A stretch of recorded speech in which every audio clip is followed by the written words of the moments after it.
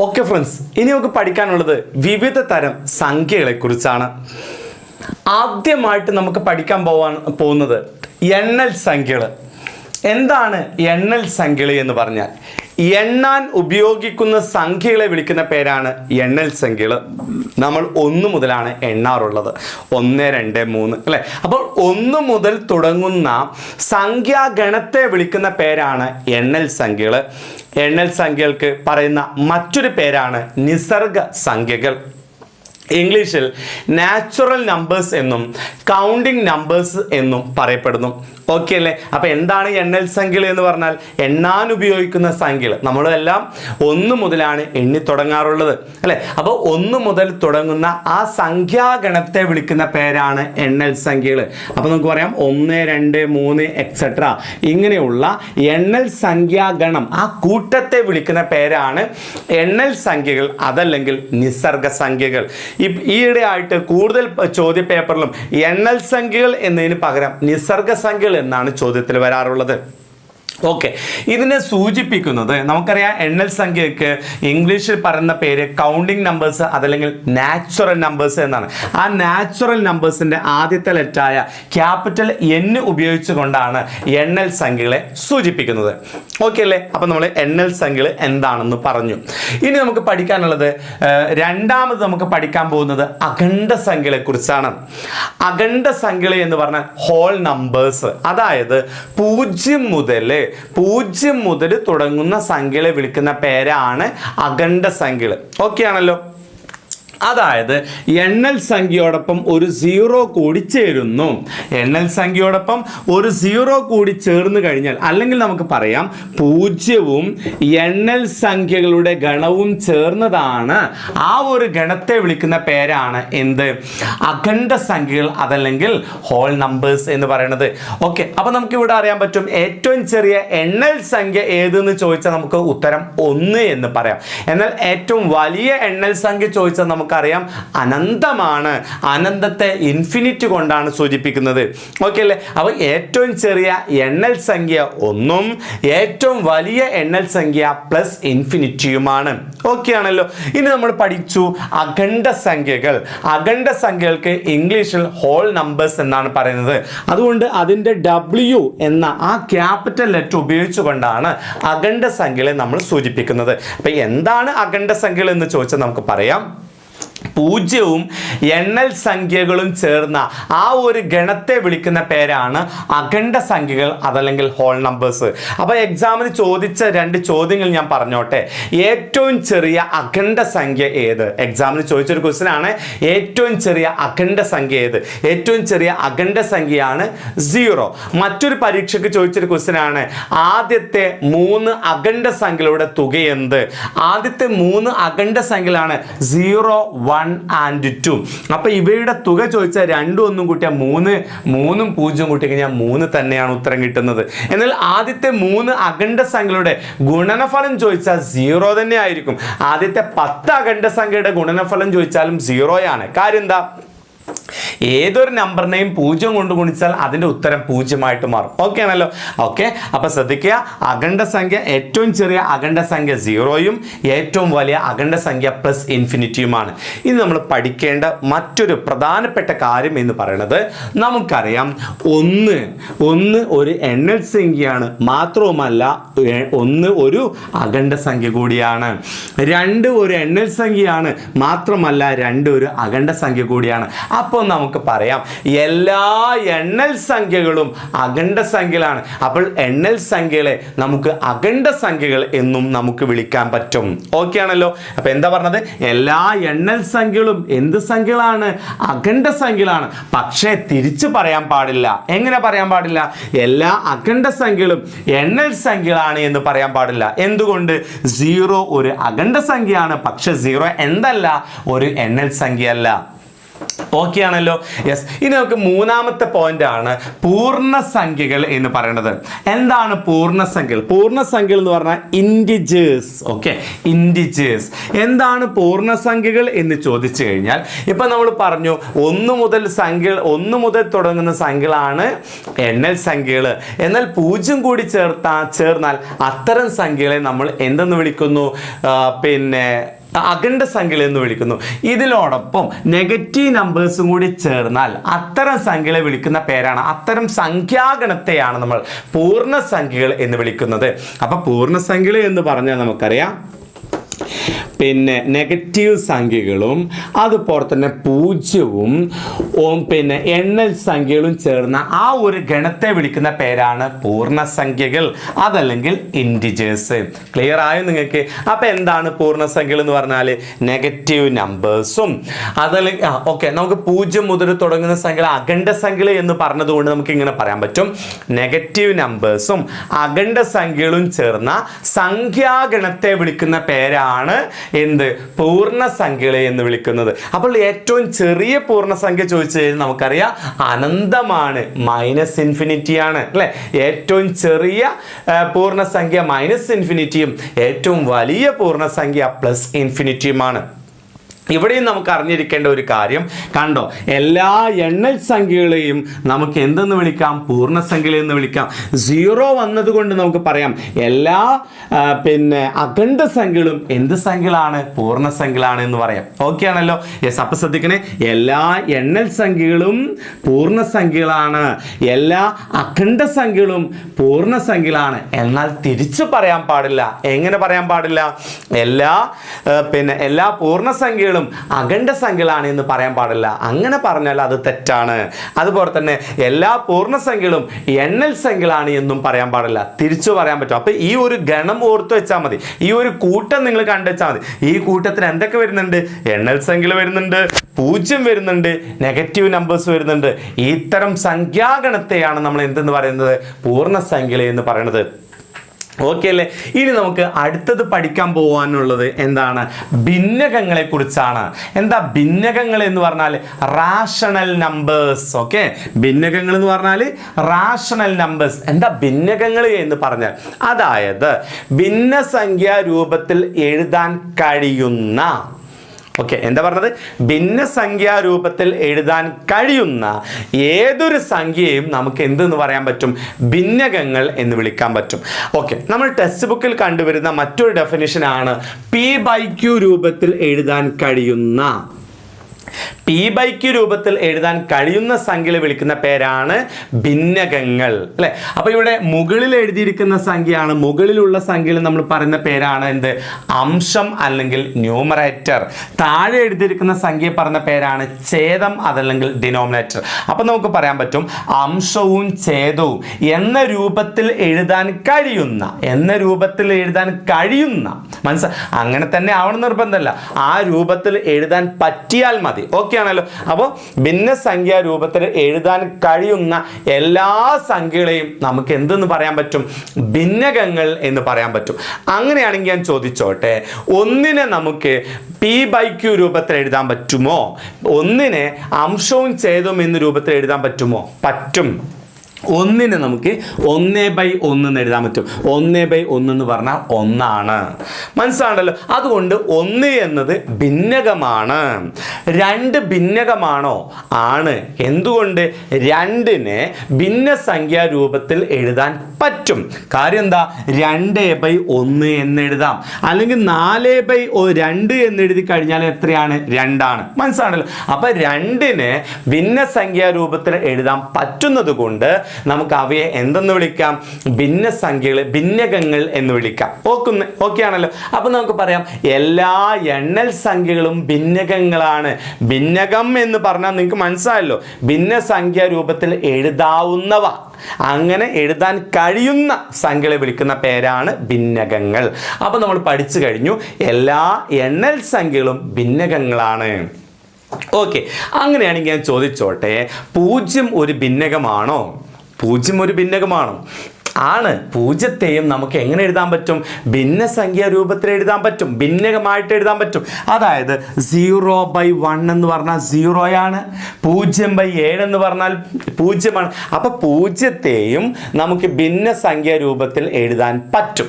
Okay ആണല്ലോ. അപ്പോൾ ഭിന്നസംഖ്യാ രൂപത്തിൽ എഴുതാൻ പറ്റുന്ന എല്ലാ സംഖ്യകളെയും നമുക്ക് വിളിക്കാവുന്ന മറ്റൊരു പേരാണ് എന്ത്? ഭിന്നകങ്ങൾ. അപ്പോൾ നമുക്ക് പറയാൻ പറ്റും എല്ലാ എണ്ണൽ സംഖ്യകളും ഭിന്നകങ്ങളാണ്. അതുപോലെ തന്നെ എല്ലാ അഖണ്ഡ സംഖ്യകളും നമുക്ക് എന്ത് പറയാൻ പറ്റും? ഭിന്നകങ്ങളാണ് എന്ന് പറയാൻ പറ്റും. നോക്കിക്കേ, -1 ഭിന്നസംഖ്യ രൂപത്തിൽ എഴുതാൻ പറ്റും, -1/1 എന്ന് എഴുതാം അല്ലേ. അതുപോലെ തന്നെ നെഗറ്റീവ് സംഖ്യകളെല്ലാം നമുക്ക് ഭിന്നകമായിട്ട് എഴുതാൻ പറ്റും. ഓക്കെ അല്ലേ. അപ്പൊ എന്താണ് ഭിന്നകങ്ങൾ എന്ന് ചോദിച്ചു കഴിഞ്ഞാൽ നമുക്ക് പറയാം ഭിന്നസംഖ്യകൾ. ഇപ്പോൾ ഉദാഹരണത്തിന് 2/3 ഇത് ഓൾറെഡി ഭിന്നകമാണ്, അംശവും ഛേദമുള്ള സംഖ്യയാണ്. ഓക്കെ, അപ്പൊ നമുക്ക് പറയാൻ പറ്റും എല്ലാ ഭിന്നസംഖ്യകളും അതുപോലെ തന്നെ എല്ലാ പൂർണ്ണസംഖ്യകളെയും ചേർന്ന ആ സംഖ്യാഗണത്തെ വിളിക്കുന്ന പേരാണ് റിയൽ നമ്പേഴ്സ്, അതല്ലെങ്കിൽ എന്ത്? ഭിന്നകങ്ങൾ എന്ന് വിളിക്കുന്നത്. ഓക്കെ ആണല്ലോ. അപ്പൊ ഈ മൊത്തം നമ്പേഴ്സിനെ പറഞ്ഞ പേരാണ് എന്ത്? ഇൻഡിജേഴ്സ്, അതല്ലെങ്കിൽ പൂർണ്ണസംഖ്യകൾ. ഓക്കെ ആണല്ലോ. അപ്പൊ എല്ലാ പൂർണ്ണസംഖ്യകളും അതുപോലെ തന്നെ ഭിന്നസംഖ്യകളും ചേർന്ന സംഖ്യാഗണത്തെ വിളിക്കുന്ന പേരാണ് ഭിന്നകങ്ങൾ, അതല്ലെങ്കിൽ റാഷണൽ നമ്പേഴ്സ്. ഇത്രയും മനസ്സിലായി നിങ്ങൾക്ക്? ഓക്കെ, ഇനി നമുക്ക് ഇവിടെയുള്ള ആ പ്രത്യേകത കൂടി അറിഞ്ഞിരിക്കണേ. അപ്പം നമുക്ക് എങ്ങനെ പറയാൻ പറ്റും ഇതാണ് റിയൽ നമ്പേഴ്സ് അല്ലെങ്കിൽ ഭിന്നകങ്ങൾ? അപ്പം നമുക്ക് എങ്ങനെ പറയാൻ പറ്റും? എല്ലാ എണ്ണൽ സംഖ്യകളും ഭിന്നകങ്ങളാണ്, എല്ലാ അഖണ്ഡ സംഖ്യകളും ഭിന്നകങ്ങളാണ്, എല്ലാ പൂർണ്ണസംഖ്യകളും ഭിന്നകങ്ങളാണ്. പരിപൂർണ സംഖ്യ എന്ന് പറഞ്ഞ സംഖ്യ വരുന്നുണ്ട്, അതിനെക്കുറിച്ച് നമ്മൾ പിന്നെ പഠിക്കും കേട്ടോ. അപ്പോൾ പരിപൂർണ സംഖ്യ ഇതല്ല, അത് വേറെയാണ്, അതിനെക്കുറിച്ച് പഠിക്കും. ഇത് പൂർണ്ണസംഖ്യ എന്നാണ് പറഞ്ഞത്. ഓക്കെ അല്ലേ. അപ്പം എല്ലാ പൂർണ്ണസംഖ്യകളും ഭിന്നകങ്ങളാണ്. പക്ഷെ തിരിച്ചു പറയാൻ പാടില്ല കേട്ടോ. എങ്ങനെ? എല്ലാ ഭിന്നകങ്ങളും പൂർണ്ണസംഖ്യകളാണ് എന്ന് പറയാൻ പാടില്ല. എല്ലാ ഭിന്നകങ്ങളും അഖണ്ഡ സംഖ്യകളാണ് എന്ന് പറയാൻ പാടില്ല. എല്ലാ ഭിന്നകങ്ങളും എണ്ണൽ സംഖ്യകളാണ് എന്ന് പറയാൻ പാടില്ല. ഓക്കെ ആണല്ലോ. ഇനി നമുക്ക് പഠിക്കാൻ പോകുന്നത്, ഇപ്പം നമ്മൾ ഭിന്നകങ്ങൾ പഠിച്ചു അല്ലേ, ഇനി നമുക്ക് പഠിക്കാൻ പോകുന്ന മറ്റൊരു സംഖ്യയാണ് അഭിന്നകങ്ങൾ അല്ലെങ്കിൽ ഇറാഷണൽ നമ്പേഴ്സ്. ഓക്കെ, അതിനെക്കുറിച്ച് വ്യക്തമായിട്ട് നമുക്കൊന്ന് അറിഞ്ഞിരിക്കാനുണ്ട്. ഇനി നമുക്ക് പഠിക്കാനുള്ളത് ഇറാഷണൽ നമ്പേഴ്സ്, അതല്ലെങ്കിൽ അഭിന്നകങ്ങൾ. അഭിന്നകങ്ങൾ അതല്ലെങ്കിൽ ഇറാഷണൽ നമ്പേഴ്സ് എന്ന് പറഞ്ഞാൽ ആവർത്തിക്കാത്തതും അവസാനിക്കാത്തതുമായിട്ടുള്ള സംഖ്യകളെ വിളിക്കുന്ന പേരാണ് അഭിന്നകങ്ങൾ. അതാണ് നമ്മൾ അതിന് മറ്റൊരു ഡെഫിനേഷൻ പഠിച്ചിട്ടുണ്ട്, P/Q രൂപത്തിൽ എഴുതാൻ പറ്റാത്ത സംഖ്യകൾ എന്നും പഠിച്ചിട്ടുണ്ട് അല്ലേ. ഓക്കെ, അപ്പോൾ എന്താണ് അഭിന്നകങ്ങൾ എന്ന് പറഞ്ഞാൽ എന്താണ്? ആവർത്തിക്കാത്തതും അവസാനിക്കാത്തതുമായിട്ടുള്ള സംഖ്യകളെ പറയുന്ന പേരാണ് അഭിന്നകങ്ങൾ. ഉദാഹരണത്തിന് കരണികളെല്ലാം അഭിന്നകങ്ങൾക്ക് ഉദാഹരണമാണ്. എന്താ കരണികൾ എന്ന് പറഞ്ഞാൽ? കരണികൾ എന്ന് പറഞ്ഞാൽ സേഡ്സ് അല്ലെ. ഏതൊക്കെ കാരണികൾ? √2, √3, √5, √7, √11, √13 ഇതൊക്കെ കാരണികളാണ് അല്ലെ. കാരണികളൊക്കെ ഏതിന് ഉദാഹരണമാണ്? അഭിന്നകങ്ങൾക്ക് ഉദാഹരണമാണ്. എന്തുകൊണ്ടാണ് ഇവയെ അഭിന്നകങ്ങൾ എന്ന് പറയാനുള്ള കാര്യം എന്താണ്? അതായത് ആവർത്തിക്കാത്തതും അവസാനിക്കാത്തതുമായിട്ടുള്ള സംഖ്യകളാണ് ഇവയെല്ലാം. അതായത് √2ന്റെ വാല്യൂ എന്ന് പറയുന്നത് 1.4142 എക്സെട്ര എന്ന് പറഞ്ഞ് പോവാണ്. ലക്ഷക്കണക്കിന് പോയിന്റേഷൻ, ലക്ഷക്കണക്കിന് നമ്പേഴ്സ് വരുന്നുണ്ട്. അതും തന്നെ റിപ്പീറ്റ് ചെയ്യുന്നില്ല. ഇങ്ങനെ പല പല നമ്പേഴ്സ് അങ്ങനെ വന്നുകൊണ്ടിരിക്കുകയാണ്. മനസ്സിലാണല്ലോ. അപ്പോൾ ആവർത്തിക്കാത്ത സംഖ്യകളാണ്, അതുപോലെ തന്നെ അവസാനിക്കാത്ത സംഖ്യകളാണ്. ഇത്തരം സംഖ്യകളെ വിളിക്കുന്ന പേരാണ് അഭിന്നകങ്ങൾ. ഓക്കെ ആണല്ലോ. ഇപ്പോൾ √3 എന്ന് പറഞ്ഞു കഴിഞ്ഞാൽ നമുക്കറിയാം 1.73 എന്ന് പറഞ്ഞിട്ട് ലക്ഷക്കണക്കിന് നമ്പേഴ്സ് വരുന്നുണ്ട്. ഓക്കെ, എന്നാൽ നമ്മൾ കണക്ക് ചെയ്യാൻ പോയിന്റിന് ശേഷം 1-2 ഡിജിറ്റ് മാത്രമേ എടുക്കുന്നുള്ളൂ.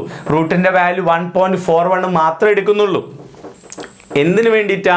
നമ്മൾ കണക്ക് എളുപ്പത്തിൽ ചെയ്യാൻ വേണ്ടിയിട്ട്.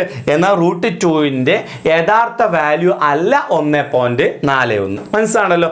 അതായത് അതിൻ്റെ ഒരു അപ്രോക്സിമേറ്റ് വാല്യൂ, ഏകദേശ വില മാത്രമേ ആകുന്നുള്ളൂ. യഥാർത്ഥ വാല്യൂ എന്ന് പറയുന്നത് പോയിന്റിന് ശേഷം ലക്ഷക്കണക്കിന് നമ്പേഴ്സ് വരുന്നുണ്ട്. ഓക്കെ, അപ്പോൾ √3ന്റെ വാല്യൂ ഇതല്ല.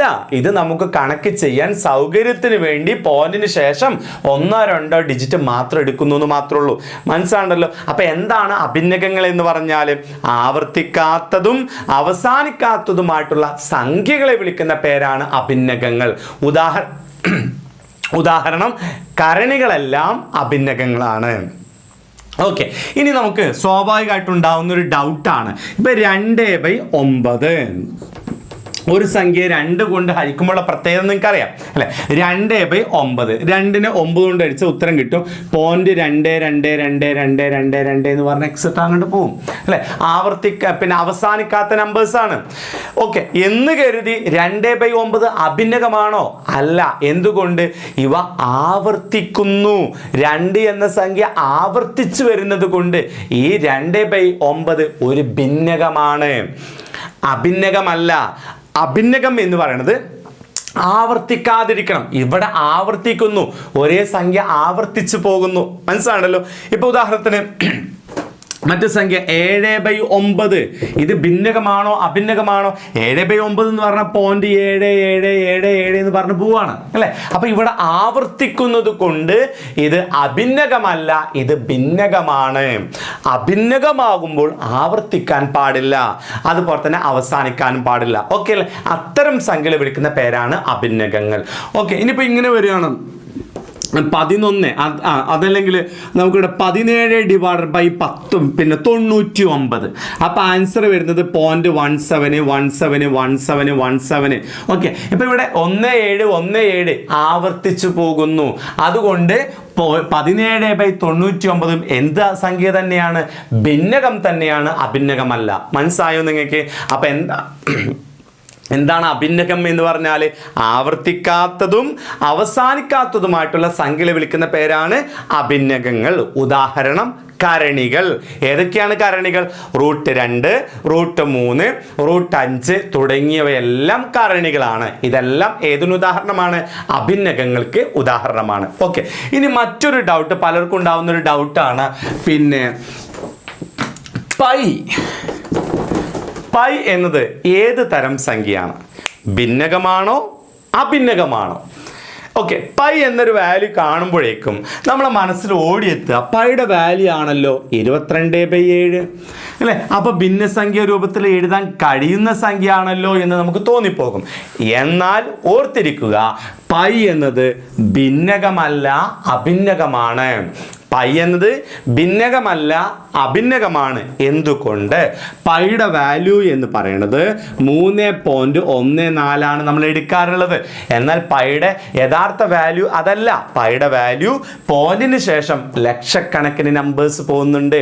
എന്ന് പറഞ്ഞാൽ പോയിന്റിന് ശേഷം ആവർത്തിക്കാത്ത അവസാനിക്കാത്ത നമ്പറാണ് പൈയുടെ വാല്യൂ എന്ന് പറയുന്നത്. എന്നാൽ നമുക്ക് കണക്ക് ചെയ്യാൻ സൗകര്യത്തിന് വേണ്ടി പോയിന്റിന് ശേഷം 2 നമ്പർ എടുത്തു എന്ന് മാത്രമേ ഉള്ളൂ. അപ്പോൾ പൈയുടെ വാല്യൂ 3.14 പൈയുടെ യഥാർത്ഥ വാല്യൂ അല്ല, അതിൻ്റെ അപ്രോക്സിമേറ്റ് വാല്യൂ മാത്രമാണ്. ക്ലിയർ ആവുന്നുണ്ടല്ലോ? ഓക്കെ, ഈ ഒരു വാല്യൂ കിട്ടുന്നതിന് വേണ്ടി അതിന് 22/7 കൊടുത്തിരിക്കുന്നു എന്ന് മാത്രം. ഈ 22/7 എന്നത് പൈയുടെ യഥാർത്ഥ വാല്യൂ അല്ല, അതിൻ്റെ പിന്നെ അപ്രോക്സിമേറ്റ് വാല്യൂ മാത്രമാണ്. മനസ്സിലായോ നിങ്ങൾക്ക്? അപ്പോൾ നമുക്ക് പറയാം പൈ അല്ലേ, പൈ. അതുപോലെ തന്നെ ഇത്തരത്തിലുള്ള സംഖ്യകൾ ഇത്തരത്തിലുള്ള സംഖ്യകളെയാണ് നമ്മൾ അതീത സംഖ്യകൾ എന്ന് പറയുന്നത്. ഓക്കെ അല്ലേ. അപ്പോൾ അഭിന്നകങ്ങൾക്ക് ഉദാഹരണമാണ് കരണികളും അതീത സംഖ്യകളെല്ലാം. ഏതിനുദാഹരണമാണ്? നമുക്കറിയാം അഭിന്നകങ്ങൾക്ക് ഉദാഹരണമാണ്. ഓക്കെ ആണല്ലോ. അപ്പോൾ ഞാൻ കൺക്ലൂഡ് ചെയ്യുന്നതിന് മുമ്പ് ഒന്നുകൂടി ചോദിച്ചോട്ടെ, എന്താണ് പിന്നെ അഭിന്നകങ്ങൾ എന്ന് പറഞ്ഞാൽ? ആവർത്തിക്കാത്തതും അവസാനിക്കാത്തതുമായിട്ടുള്ള സംഖ്യകളെ വിളിക്കുന്ന പേരാണ് അഭിന്നകങ്ങൾ. ഉദാഹരണം കരണികളും അതീത സംഖ്യകളും. കരണികൾ ഏതൊക്കെയാണ്? √2, √3, √5, √7 ഇതെല്ലാം കരണികളാണ്. അപ്പോൾ കരണികളെല്ലാം ഏതിനുദാഹരണമാണ്? അഭിന്നകങ്ങൾക്ക് ഉദാഹരണമാണ്. ഇനി നമ്മൾ പറഞ്ഞു പൈ, ഇത്തരം സംഖ്യകളെ ഇത്തരത്തിലുള്ളവയെ നമ്മൾ വിളിക്കുന്ന പേരാണ് അതീത സംഖ്യകൾ. അപ്പൊ അതീത സംഖ്യകളും ഏതിനുദാഹരണമാണ്? പൈ ഒക്കെ എന്താണ്? ഒരു പിന്നെ അഭിന്നകമാണ് എന്ന് നമുക്ക് പറയാൻ പറ്റും. ഓക്കെ, പൈയുടെ വാല്യൂ ജസ്റ്റ് ഇവിടെ ഓർത്തിരിക്കുക. പൈയുടെ വാല്യൂ 3.14. 3 എന്ന് പറയുന്നത് ജനുവരി, ഫെബ്രുവരി, മാർച്ച്, മൂന്നാമത്തെ മാസമാണ് മാർച്ച് അല്ലേ. അപ്പം മാർച്ച് 14 ലോക പൈ ദിനം എന്നുകൂടി ഇതിൻ്റെ കൂട്ടത്തിൽ ഓർത്തു വെക്കുക കേട്ടോ. അപ്പം മാർച്ച് 14 ലോക പൈ ദിനം. ഓക്കെ ആണല്ലോ. അപ്പം നമ്മളിതെല്ലാം പഠിച്ചു. അപ്പം ശ്രദ്ധിക്കുക. അപ്പം അഭിന്നകങ്ങളാണ് നമ്മൾ അവസാനം പഠിച്ചത്, അഭിന്നകങ്ങൾ. ഓക്കെ, അപ്പം നമുക്ക് പറയാം എല്ലാ എണ്ണൽ സംഖ്യകളും അഭിന്നകങ്ങളല്ല. അങ്ങനെ പറയാൻ പാടില്ല അല്ലേ. എല്ലാ പിന്നെ ഇതെന്താണ്, അഖണ്ഡ സംഖ്യകളും അഭിന്നകങ്ങളല്ല. അതുപോലെ തന്നെ പൂർണ്ണസംഖ്യകളൊന്നും എന്തല്ല, അഭിന്നകങ്ങളല്ല. അതുപോലെ തന്നെ ഭിന്നകങ്ങളൊന്നും അഭിന്നകങ്ങളല്ല. തിരിച്ചും പറയാൻ പാടില്ല. അപ്പൊ അഭിന്നകങ്ങൾ എന്ന് പറഞ്ഞാൽ അതൊരു പ്രത്യേക തരം സംഖ്യകളാണ്. അത് ബാക്കിയുള്ള സംഖ്യയുടെ കൂട്ടത്തിൽ നമുക്ക് കൂട്ടാൻ പാടില്ല. ഓക്കെ, ഇനി അവസാനമായിട്ട് ഒരു സംഖ്യ കൂടി നമുക്ക് പഠിക്കാനുണ്ട്.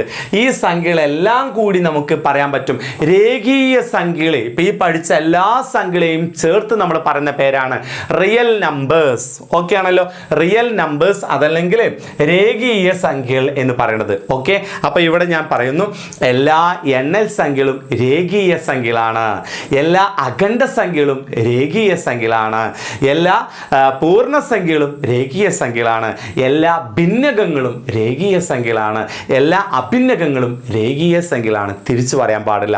ഓക്കെ, അപ്പൊ ഈ രേഖയിലുള്ള സംഖ്യകളെയാണ്, ഈ രേഖയിൽ എന്തൊക്കെയുണ്ട്, അഭിന്നകങ്ങളുണ്ട്, ഭിന്നകങ്ങളുണ്ട്, എല്ലാം ഒരു രേഖയിലുള്ളത് കൊണ്ടാണ് ഇത്രയും സംഖ്യകൾ നമുക്ക് എന്തെന്ന് പറയാൻ പറ്റുന്നത്, രേഖീയ സംഖ്യകൾ എന്ന് പറയാൻ പറ്റുന്നത്. അപ്പൊ നമുക്ക് പറയാം എണ്ണൽ സംഖ്യകളെല്ലാം രേഖയിലുള്ള സംഖ്യയാണ്, അതുകൊണ്ട് എണ്ണൽ സംഖ്യകൾ രേഖീയ സംഖ്യകളാണ്.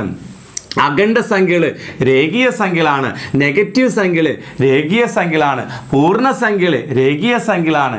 ഓക്കെ, ഭിന്നകങ്ങളും അഭിന്നകങ്ങളും ഒക്കെ എന്ത് സംഖ്യകളാണ്, രേഖീയ സംഖ്യകൾ. പക്ഷെ തിരിച്ചു പറയാൻ പാടില്ല. എങ്ങനെ പറയാൻ പറ്റില്ല, എല്ലാ രേഖീയ സംഖ്യകളും അഭിന്നകങ്ങളാണ് എന്ന് പറയാൻ പാടില്ല, എല്ലാ രേഖീയ സംഖ്യകളും ഭിന്നകങ്ങളാണ് എന്ന് പറയാൻ പാടില്ല, എല്ലാ രേഖീയ സംഖ്യകളും പൂർണ്ണസംഖ്യകളാണ് എന്ന് പറയാൻ പാടില്ല, എല്ലാ രേഖീയ സംഖ്യകളും അഖണ്ഡ സംഖ്യകളാണ് എന്ന് പറയാൻ പാടില്ല, എല്ലാ രേഖീയ സംഖ്യകളും എണ്ണൽ സംഖ്യകളാണ് എന്നും പറയാൻ പാടില്ല. അപ്പൊ രേഖീയ സംഖ്യക്ക് ഒരു ഡെഫിനിഷനും കൂടി പറഞ്ഞാൽ നമുക്ക് ഈ ഒരു വീഡിയോ ഇവിടെ കൺക്ലൂഡ് ചെയ്യാം. എന്താണ് രേഖീയ സംഖ്യക്ക് ഡെഫിനിഷൻ പറയാൻ പറ്റുന്നത്?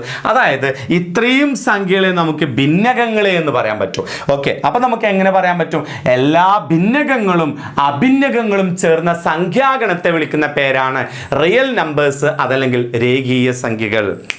ഓക്കെ അല്ലേ? അപ്പൊ എന്താ രേഖീയ സംഖ്യകൾ എന്ന് പറഞ്ഞാൽ എല്ലാ ഭിന്നകങ്ങളും അതുപോലെ തന്നെ അഭിന്നകങ്ങളും ചേർന്ന സംഖ്യാഗണത്തെ വിളിക്കുന്ന പേരാണ് റിയൽ നമ്പേഴ്സ് അതല്ലെങ്കിൽ രേഖീയ സംഖ്യകൾ എന്ന് പറയുന്നത്.